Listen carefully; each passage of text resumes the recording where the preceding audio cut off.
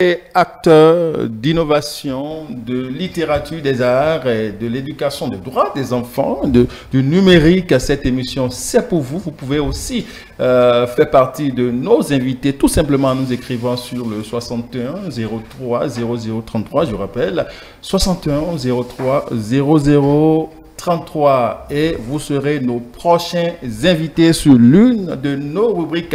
C'est l'heure du droit des enfants, c'est l'heure de l'éducation sur le plateau de Junior d'Afrique. Aux commandes, c'est bien sûr Vanessa qui est déjà en plateau. Vanessa, bonjour. Bonjour Habib, bonjour à vous chers téléspectateurs. J'espère que tout le monde se porte bien. En tout cas, moi, je vais bien et c'est déjà ce qui est très important. Oui. Nous allons partir tout de suite avec le bulletin des informations éducatives de la semaine. Alors, chers téléspectateurs, merci de nous rejoindre pour ce bulletin éducatif. La ministre de l'Enseignement supérieur et de la Recherche scientifique, Eleonore Ladekon, a présidé la cérémonie de remise de prix aux lauréats de la 5e édition du prix d'excellence de l'initiative La ceinture et la route de la soie. Cette cérémonie s'est déroulée fin de semaine écoulée à Cotonou. Au total, 60 étudiants ont reçu 28 millions de francs CFA. Ces bourses constituent quand même un acte qui scelle leur engagement envers elles-mêmes, le parent et la nation. Technoserve et le ministre des enseignements secondaires techniques et de la formation professionnelle officialisent le partenariat pour sculpter l'avenir de l'éducation entrepreneuriale au Bénin. En effet, la semaine écoulée a marqué le commencement d'une aventure passionnante visant à intégrer la méthodologie d'accompagnement entrepreneurial Binibiz du volet autonomisation et emploi des jeunes dans les programmes de l'enseignement et de la formation technique et professionnelle EFTP. L'objectif est d'autonomiser les techniciens lauréats de l'EFTP, les outillant ainsi pour créer leurs propres entreprises sans dépendre exclusivement de la recherche d'un emploi salarié.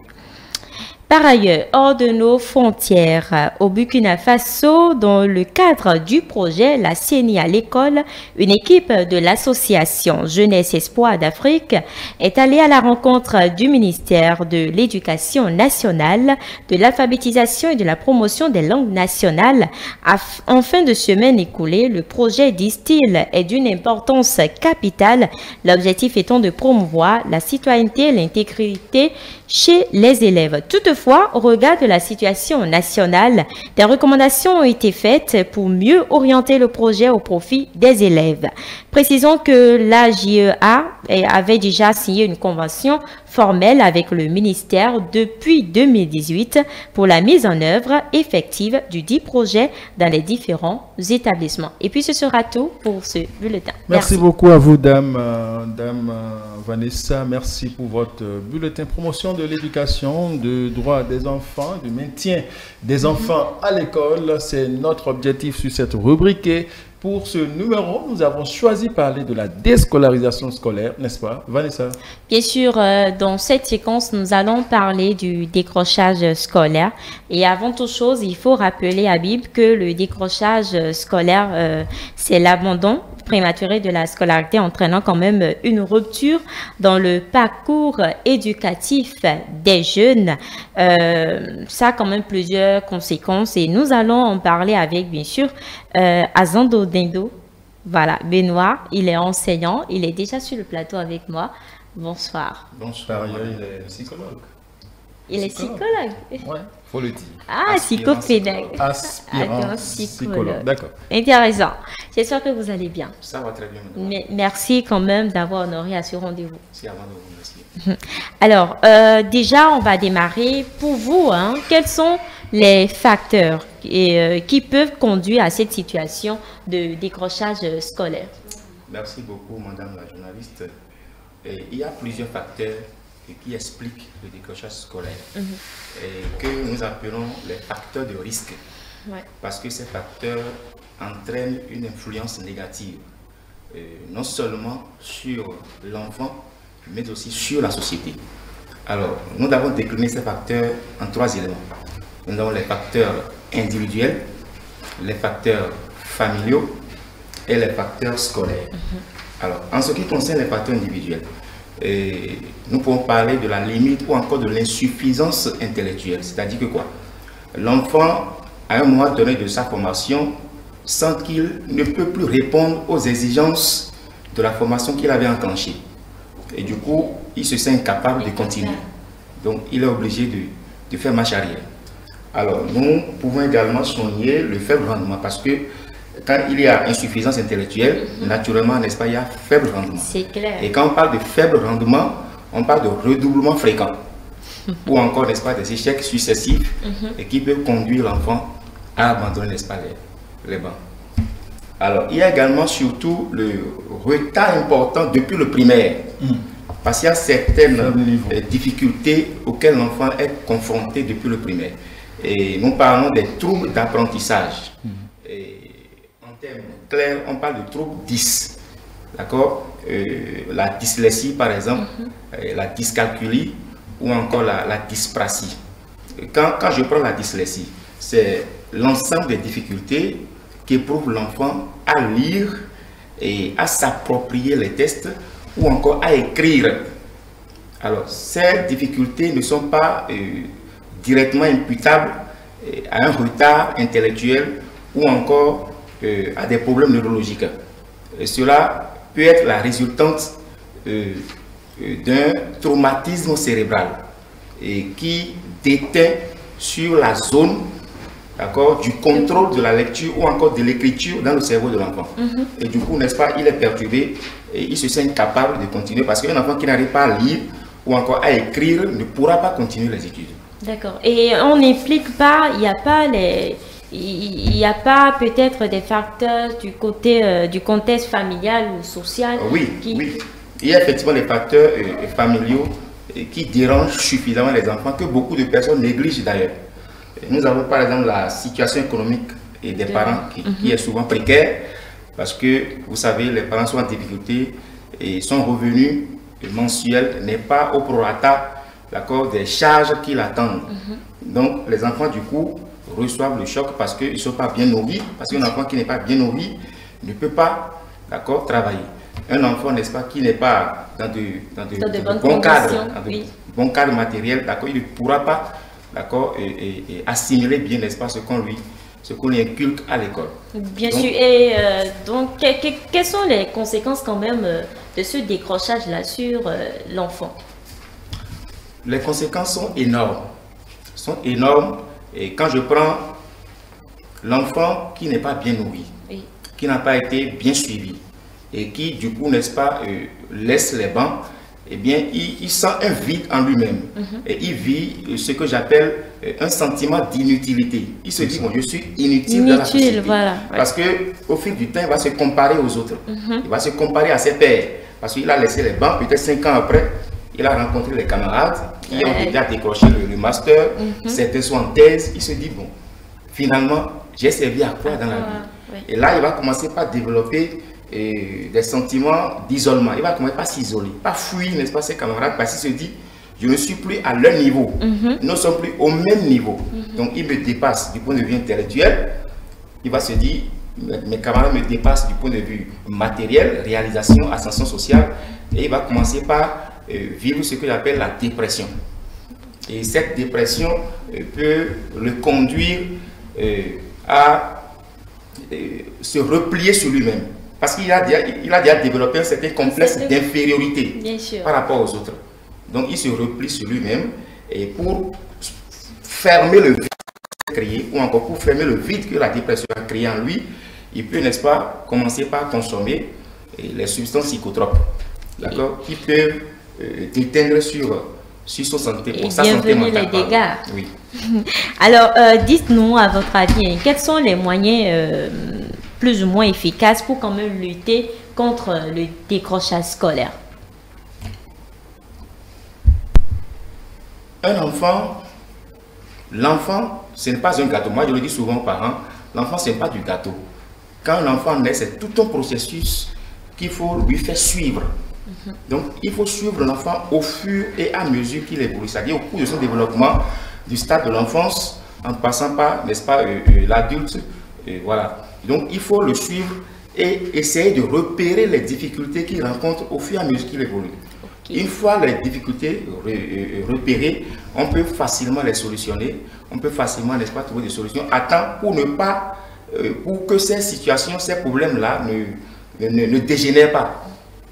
Voilà. Donc, il faut le suivre, l'aider, d'accord, à résoudre les problèmes auxquels il est confronté. Parce qu'il rencontre beaucoup de problèmes, non seulement avec les parents et avec le milieu scolaire, et surtout, n'est-ce pas, l'administration, les enfants, et bon, en gros, on peut parler du rôle des parents. Le rôle que les parents peuvent jouer quand même pour lutter que ces enfants abandonnent l'école. Parce que préalablement, il y avait beaucoup de problèmes qu'on n'avait pas encore évoqués. Quand je parle de creuset familial, il y a certains parents d'abord qui ne s'entendent pas entre eux, d'accord, qui se lancent des joutes oratoires au quotidien. Et l'enfant, or le creuset familial normalement est un creuset de sécurité pour l'enfant. Donc l'enfant doit se sentir en sécurité. Maintenant, s'il n'est pas en sécurité, eh bien, il se dit, je suis perdu. Ceux qui sont censés lui apporter des solutions ne s'entendent pas. Vrai. Du moment où ils ne s'entendent pas, ils ne peuvent pas l'aider. Parce qu'il a peur aussi, n'est-ce pas, de parler, et sous prétexte, n'est-ce pas, des représailles. Parce que les parents n'entendent pas que leurs enfants, n'est-ce pas, interviennent quand eux, ils sont en problème. Là, du coup, ils disent, tu es qui, n'est-ce pas, en Afrique, dans ma situation. Bon, ça risque même, n'est-ce pas, de dégénérer sur les malédictions et autres. D'accord. Voilà. Et sur le plan, quand même, dans le système éducatif, quel rôle peut quand même jouer les enseignants ou les directeurs dans ce cadre? Alors, je pense que l'enseignant, c'est d'abord le parent à l'école. C'est un reflet éducateur. Donc, il est censé toujours mettre la balle à terre en ce qui concerne l'atmosphère. Donc, il doit créer une atmosphère de manière, n'est-ce pas, à mettre en confiance les enfants, à travailler leur estime de soi ou encore leur confiance en soi. Alors, du coup, les enfants auront tendance à chaque fois aller le voir, chaque fois qu'il y a problème ou encore des difficultés. Mais quand l'enfant sent que cet enseignant, n'est-ce pas, il fait preuve de rigorisme, c'est lui le tout-puissant, d'accord, il dit tout, il insulte, il blesse, d'accord, à travers ses prises de parole, eh bien, ils auront des difficultés à aller le voir et lui porter leurs difficultés afin, n'est-ce pas, de trouver des solutions. Donc, l'enseignant doit comprendre qu'il est là, non seulement, n'est-ce pas, pour un travail intellectuel, mais aussi, n'est-ce pas, pour éduquer les enfants, les aider à répondre aux difficultés chaque fois auxquelles ils sont confrontés. Il devient là un parrain. Voilà, il devient parrain. Voilà. C'est une tâche vraiment... lourde. Alors, à votre avis, quel type de programme ou d'intervention peuvent être mis en place au sein des établissements scolaires pour quand même aider les élèves en difficulté? Alors, il y a très longtemps que j'ai toujours souligné cette faiblesse du gouvernement à ne pas proposer pour les établissements, et surtout, n'est-ce pas, public. Pas le gouvernement, peut-être faiblesse du système. Du système, voilà, à ne pas proposer pour les établissements publics des psychologues. On ne peut pas avoir un établissement public ou encore privé sans la présence d'au moins 3 psychologues permanents. Pas des psychologues qui viendront faire des travaux ponctuels et repartiront. Non, ils doivent être présents pour repérer les problèmes, pour chaque fois intervenir, chaque fois que les enfants, n'est-ce pas, sont en difficulté. Vous voyez, et nous avons, pendant nos formations, par exemple, à l'école catholique Saint-Michel, et à Saint-Jean surtout, il y a beaucoup d'enfants qui se confient. Il y a beaucoup d'enfants, n'est-ce pas, qui viennent dire même ce que jamais leurs parents ou encore leurs tuteurs n'ont jamais entendu. Vous voyez. Donc, si entre-temps, ces problèmes n'étaient pas résolus, ça veut dire que ces enfants sont perdus. Bien sûr. Il y a des enfants qui sont amoureux, il y a des enfants, n'est-ce pas, qui sont en conflit avec leurs proches, des enfants qui sont en conflit avec l'administration, les membres de l'administration. Et du coup, ça perturbe et le travail auquel ils sont vraiment appelés. D'accord. Vous pouvez, comme vous êtes psychologue, aspirant psychologue, vous pouvez vous organiser pour faire ça volontairement, aider le système. Pourquoi pas, n'est-ce pas? C'est ça d'ailleurs que nous faisons déjà, et surtout à Saint-Jean, là où j'interviens. C'est difficile, n'est-ce pas, d'intervenir à but non lucratif, et dans la mesure où c'est un travail, n'est-ce pas, intellectuel. Et un travail intellectuel doit être normalement, n'est-ce pas, rémunéré. Oui, on sait, mais vous êtes patriote, vous êtes béninois. Donnez ça à votre le patriotisme ne peut pas, n'exclut pas, d'accord, la rémunération. Parce que l'homme ne vit pas que de l'eau. D'accord, il faut compris. Alors, et puis, ce sera tout, je pense, pour ce numéro de Junior d'Afrique. Un mot de fin, pour quand même... Alors, j'invite les parents, et surtout les parents, et beaucoup ont démissionné parmi eux. Il faudrait, n'est-ce pas, qu'ils prennent conscience de leur rôle vis-à-vis, n'est-ce pas, de leurs enfants et surtout de l'établissement qu'ils font fréquenter à leurs enfants. Parce qu'il y en a, n'est-ce pas, qui refusent la collaboration. On ne peut pas investir, parce que l'enfant, c'est comme un investissement. Bien sûr. On ne peut pas investir et refuser, n'est-ce pas, d'aller constater, d'accord, l'évolution de son investissement. Voilà, donc il faudrait, n'est-ce pas, qu'il renoue les liens avec l'administration et surtout, n'est-ce pas, surveille beaucoup les enfants et les aide surtout à surmonter la difficulté. Merci. Alors, nous sommes au terme de ce plateau, décrochage scolaire. Quel moyen de lutte? C'est le thème de la discussion. Vous avez des éléments de réponse à compléter. Si, bien sûr, vous en avez, nos pages Facebook, LinkedIn et Twitter, Jeunesse Story, sont quand même disponibles et accessibles pour vous. Nous vous lirons avec grand plaisir. Merci à Monsieur Azando Bingo. Voilà, Benoît. Je dis merci également à Fiacre qui devait être avec nous, mais malheureusement, il n'est pas là. Merci à vous, chers téléspectateurs. À mardi prochain. Fiacre, c'est votre mari? Monsieur Fiacre, non. Ce n'est pas moi. Bon, on ne sait pas, les téléspectateurs non plus. C'est Monsieur Fiacre à Condéou, désolé. D'accord, Monsieur Fiacre à Condéou qui travaille à l'ONG Educo, il n'est pas le mari de ma chroniqueuse, c'était pour rigoler. Nous allons rester avec vous, restez avec nous sur le plateau de Kif Numérique. J'ai besoin de vous sur le plateau de Kif Numérique. Nous allons accompagner notre cher invité. Merci beaucoup d'être des nôtres pour ce plateau. Nous retrouvons Maurice et Sonia pour le dernier plateau, c'est bien sûr Kif Numérique.